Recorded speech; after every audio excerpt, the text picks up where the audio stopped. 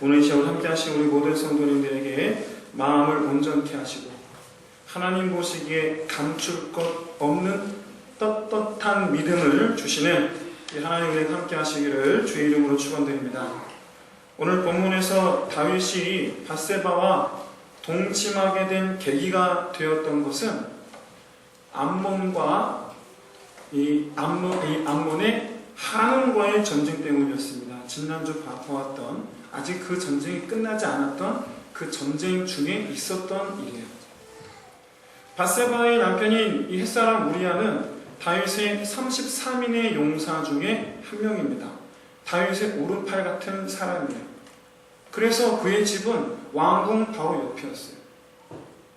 그런데 이 암몬이 아람과 소바까지 동원하여 이스라엘과 죽자고 덤벼드니까 다윗 역시도 총력전을 펼쳐야 했기 때문에 다윗의 이 용사들 전부가 다 이 전쟁에 나가 있었습니다. 우리아도 나가 있었어요. 그렇기 때문에 오늘 이 두 사람의 이 분류는 결코 어떤 사람이 말한 것과 같이 모든 사랑은 그 자체로 아름답다라고 절대로 말할 수 없는 그런 일이죠.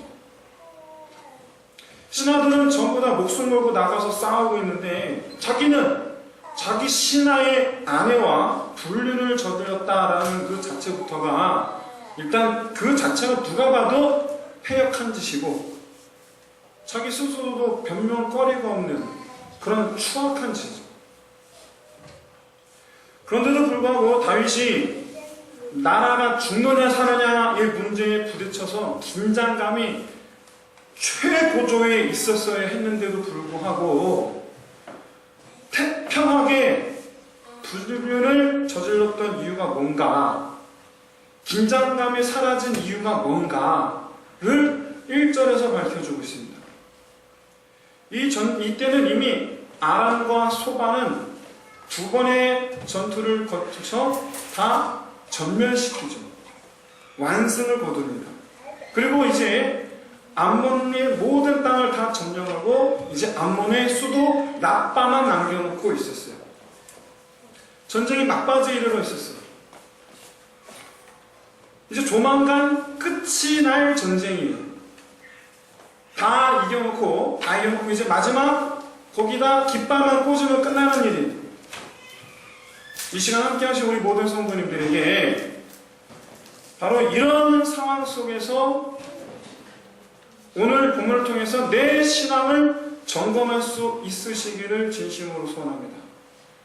오늘 우리가 이 본문을 통해서 내 신앙을 점검해 보아야 할 것은 두 가지입니다. 첫 번째가 바로 느슨함의 문제예요. 전쟁의 초기 때만 해도 다윗을 포함해서 군 사령관으로 있었던 요압에 이르기까지, 일선 지휘관에 이르기까지 이 전쟁은 하나님의 나라를 지키는 전쟁으로 생각했습니다. 그 하나님의 이름을 불렀어요. 하나님의 도우심을 구했어요. 다윗은 비록 그 현장에 나가 있지는 않았지만 그 역시도 하나님의 도우심을 간절히 바라고 기도하고 있었을 것이 분명합니다. 그러나 승리가 확정적이 되자 마음이 풀어져 버려요. 여러분, 이런 다윗의 모습이 어쩌면 보편적인 우리 모습일지도 모르겠다라는 생각이 듭니다. 힘들 때는 간절히 하나님을 찾아요. 그런데 해결될 것 같으면 또는 해결되면 그냥 풀어져요. 여러분, 우리 신앙은 긴장감이 없으면 안 되는 그런 정도인 겁니까?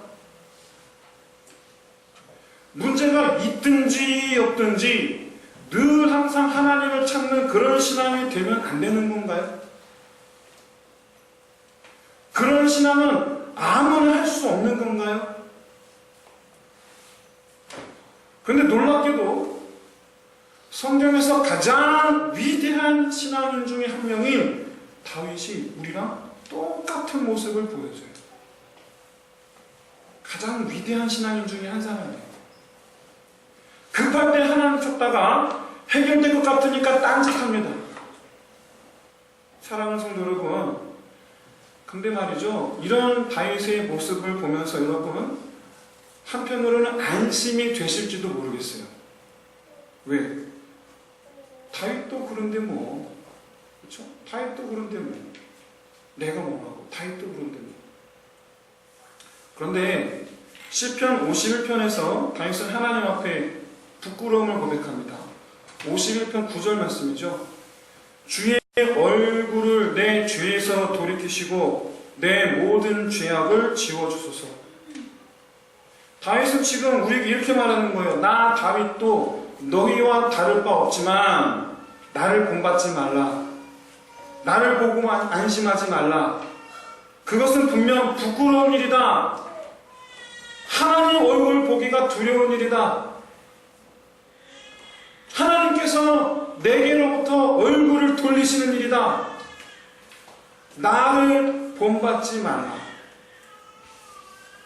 사랑하는 성도 여러분, 원숭이도 나무에서 떨어질 수 있다는 격언처럼 다윗도 신앙이라는 나무에서 떨어졌어요. 그것도 밑바닥, 제일 밑바닥으로 떨어졌어요. 그럴 수 있습니다만 그렇다고 해서 그래도 된다는 의미는 아니에요. 신앙이라는 나무에서 떨어진다는 것은 주의 얼굴을 마주하기가 부끄럽고 좀 더 나아가면 두려워지는 일이에요. 신앙의 나무에서 떨어져서 죄의 유혹에서 빠져서 허우적거릴 때는 잊어버렸던 그 하나님의 얼굴, 그 얼굴을 마주하게 되는 순간 우리는 그 하나님 얼굴을 볼 수가 없어요. 우리 얼굴을 가리고 숨어버릴 수밖에 없어요. 아담과 하와처럼. 아담과 하와처럼. 그의 일은 분명히 결단코 그래도 괜찮은 일은 아닌 거예요. 다윗도 그랬는데 뭐 그게 아닌 거예요. 하나님 앞에 신실하기라는 것은 우리 앞에 놓여진 이 인생이 주는 고난 또는 문제들과는 상관이 없어야 합니다. 내게 주어진 내 지금 환경이, 내가 놓여져 있는 이 환경이 이렇든 저렇든 변함없이 하나님 앞에 있는 거예요. 변함없이. 만일 우리 신앙이 인생의 문제들과 결부되어 있다면 인생의 문제가 해결되는 순간 바로 신앙의 나무에서 내려와 버릴지도 몰라요. 어쩌면 우리는 지금까지 그렇게 신앙생활 해왔는지도 몰라요. 그러면 하나님께 붙어 있으려면 인생의 문제가 늘 항상 있어야 되는 겁니까? 늘 항상 인생의 문제가 우리 발목을 붙잡고 있어야 되는 겁니까?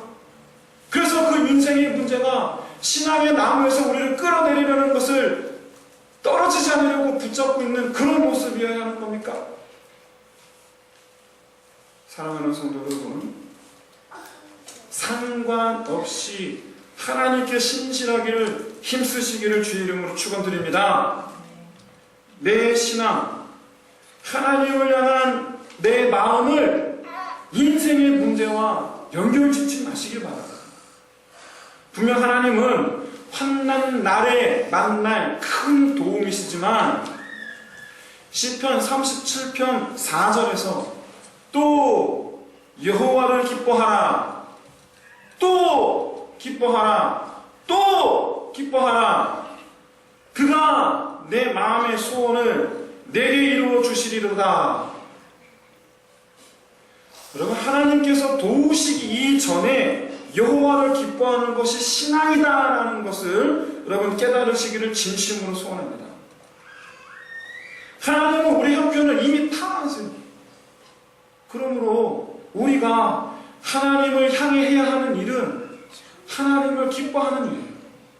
다 아시니까.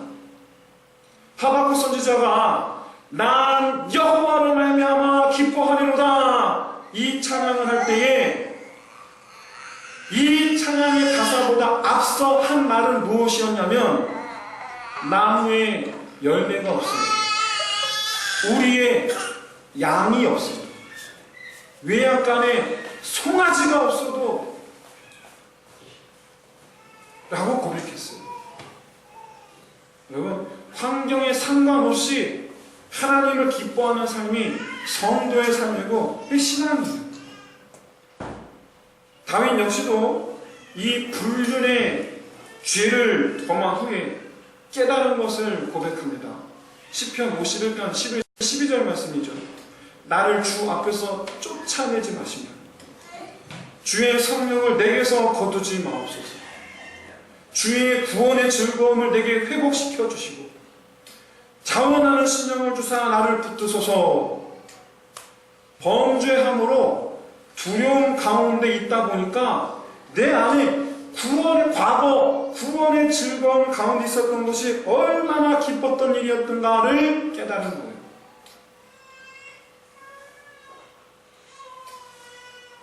사랑하는 성도 여러분, 다윗처럼 문제가 생겼을 때 매달렸다가 해결될 듯 하니까 마음이 풀어지는 거 따라하지 마시고, 다윗도 그랬으니 나도 괜찮겠지 뭐 하지 마시고, 다윗이 깨달은 바 항상 주의 구원의 즐거움, 주 앞에 서 있는 즐거움, 나를 쫓아내지 마시고. 그게 얼마나 괴로운 일인지 아십니까? 주 앞에 있는 그 즐거움, 성령이 함께하는 즐거움을 누리시기를 주의 이름으로 축원드립니다. 오늘 본문을 통해서 우리가 신앙을 점검해 보아야 할 두 번째는 유혹입니다.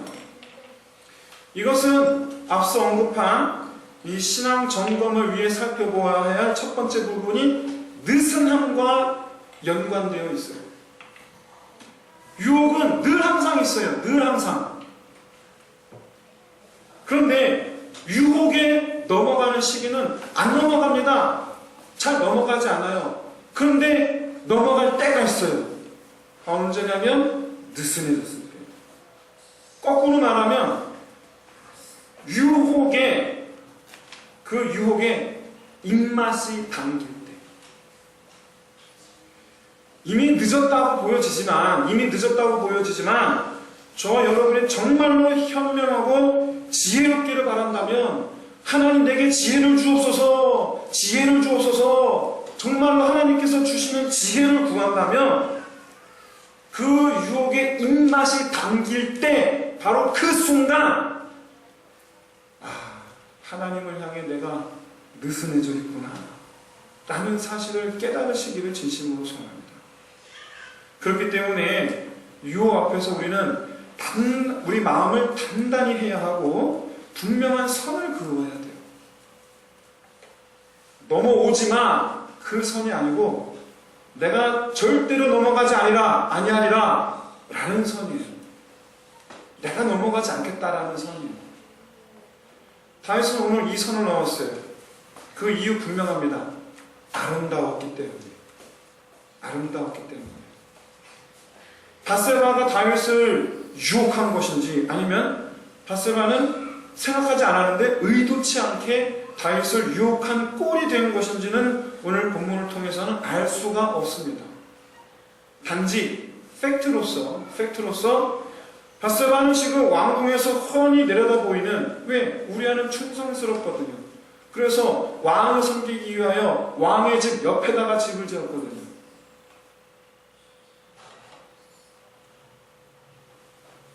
왕에게 충성하는 그 우리아의 충성을 다윗이 몰랐겠습니까? 나중에는요, 이 우리아의 충성심을 이용해서 그를 전장의 맨 앞에 세워놓고 결국에 죽음에 이르게 합니다. 살아 돌아오면 다시 또 앞으로 보내고, 살아 돌아오면 다시 앞으로 보내고, 결국엔 죽게 만들어버렸어요. 그래놓고는 밧세바를 자기 아내를 삼아요. 추악하기 그지없는 이 죄의 시작은 아름다움 때문이었어요. 이 더러운 일의 시작은 아름다움 때문이었어요. 어떤 감독은요, 아름다운 여배우와 불륜을 저지르고는 그것을 사랑이라고 포장하고 있습니다. 지금도 적극적으로 홍보하고 있습니다. 그런 감독과 여배우의 그 항변을 현재 우리 사회가 용납하지 못하는 이유가 뭡니까? 사랑이라는 것을 무기로 삼아서 감독, 그동안 30년 가까이 자기를 헌신했던 아내와 그의 가족들을 사랑이라는 무기로 죽이고 있기 때문이에요. 죄는 불륜 그 자체뿐만 아니고 불륜으로 인하여 다른 사람들을 죽이는 것까지도 포함합니다. 이것이 신앙의 영역에 들어서면 더 확장됩니다. 하나님을 무시하는 것이 돼요. 하나님을 믿는다라는 것은 하나님을 인정하고 하나님의 뜻에 순종하는 것까지를 포함합니다. 그렇기 때문에 다윗의 이 불륜은 누구를 향한 것인가? 하나님을 향한 것이에요. 하나님 보세요. 하나님 보세요. 나 지금 불륜하고 있어요. 하나님 보세요. 시편 51편 4절에서 다윗이 내가 주께만 범죄하였나이다 라는 이 표현은 바세바와의 불륜과 더불어서 우리아를 죽인 일까지 이 모든 것이 다 주께 행한 범죄라는 거예요. 신앙이라는 영역에서. 주님께 범죄한 이유가 뭔가? 아름다움 때문이에요. 10계명의 10번째 계명이 뭡니까? 남의 아내를 탐하지 말라. 이 율법을 어김으로써 다윗은 구원의 즐거움을 잃어버렸어요. 더 이상 그에게 구원의 즐거움이 없어요. 하나님의 진노하심만 있어요. 우리가 다윗의 이 불륜을 보면서 우리 신앙의 영역을 살펴볼 때에 내게 이 구원의 즐거움을 빼앗아가는 것이 뭐냐? 그것은 바로 아름다움이다. 아담과 하와도요, 먹음직하고 보암직했기 때문에 죄를 범합니다. 우리 눈에 좋아 보이는 것, 내 마음을 설레게 하는 것. 그런데 그것이 하나님께서 주신 것이 아니라면 과감하게 선을 그어야 돼요. 과감하게 선을 그어야 돼요. 하나님 보시기에 아름다웠던 다윗이 하나님께서 허락하지 아니하신 아름다운 것을 탐함으로써 하나님 보시기에 악한 자, 더러운 자가 됩니다. 아름다웠던 자가 아름다운 것 때문에 더러워지고 맙니다. 더 이상 하나님 앞에 떳떳이 설 수가 없게 됩니다. 거룩하신 하나님께서 만지지도 못할 만큼 더러워집니다. 안 만져주시는 거예요. 하나님께서 만지지 않는 사람, 아니 하나님께서 만지지 못하는 사람. 사랑하는 성도 여러분, 우리의 즐거움은 하나님의 만져주심이 있다는 것을 믿으시는 저와 여러분 되시기를 진심으로 소원합니다. 우리의 즐거움은 하나님께서 만져주실 때예요.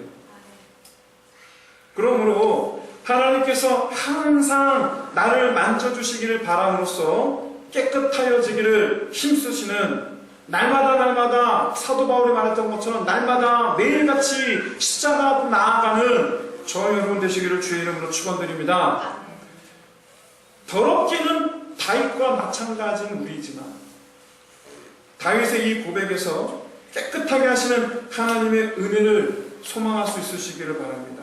다윗이 바세바와 일로 고백한 이 시편 51편, 그는 이 시편 51편에서 아담과 하와와는 달리 감추지 않는 모습을 보여줘요. 아담과 하와는 두려워 숨었습니다. 하지만 다윗은 하나님께 나옵니다. 하나님께 나와요. 그리고 하나님 다 보시라고. 물론 이미 하나님께서 다 보셨지만 더 이상 하나님께 내가 숨길 게 없기 때문에 그래서 하나님께 마음 걸고 보시라고 열고 하나님께 나옵니다. 결과적으로 용서받아요. 그뿐만 아니라 밧세바와의 사이에서 낳은 아들 솔로몬, 이 솔로몬이 이스라엘 3대 왕이 됩니다. 진실한 회개는 죄 가운데에서 죽다 살아나게 하시는 하나님의 이 구원의 은혜로 가는 통로예요. 회개는 통로예요.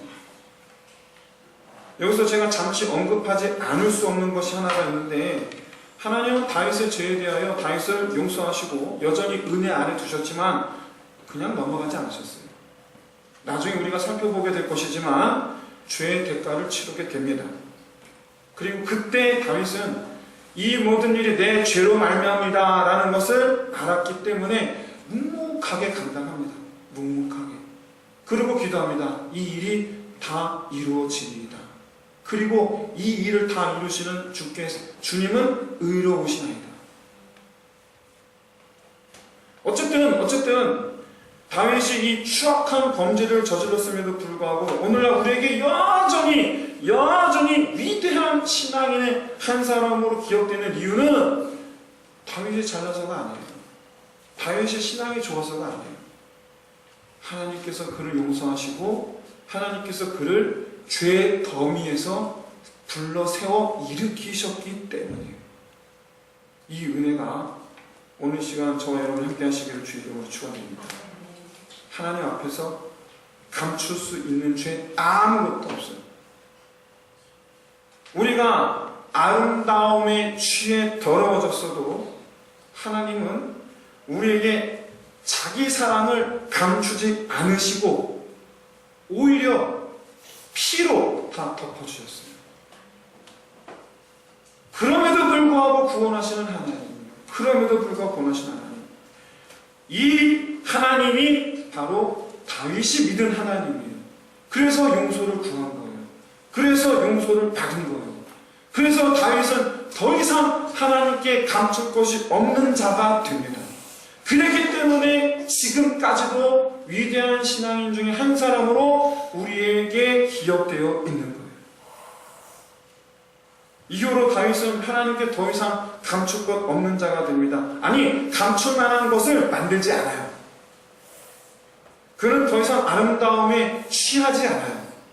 실제로 다윗이 노년에 그의 신하들이 전국을 다 뒤져서 제일 예쁘고 아름다운 처녀, 소녀 아비삭을 다윗을 시중들게 합니다. 후궁으로 드린 거예요. 그런 다윗은 이 소녀를 가까이 하지 않습니다. 가까이 하지 않아요. 왜냐하면 아비삭의 미래를 위해서요. 아비삭의 미래를 위해서. 이제 말씀을 마칩니다. 보암직하고 먹음직하고 아름다운 것, 그것이 나를 더럽게 만든다라는 것을 여러분 잊지 마시고, 그런 것들로 인하여 하나님 앞에서 감추기 급급한 자, 숨기 급급한 자 되지 마시고, 하나님께 감출 것 없이 떳떳한 자, 하나님 보시기에 좋은, 하나님 보시기에 아름다운 저와 여러분이 되시기를 바랍니다. 이를 위해서 인생 문제와 상관없이 늘 항상 하나님을 기뻐하는, 영적으로 하나님께 멀어질까 긴장감 있는 이를 합해서 긴장감 속에서 하나님을 노래하는 저와 여러분 되시기를 주의 이름으로 축원드립니다.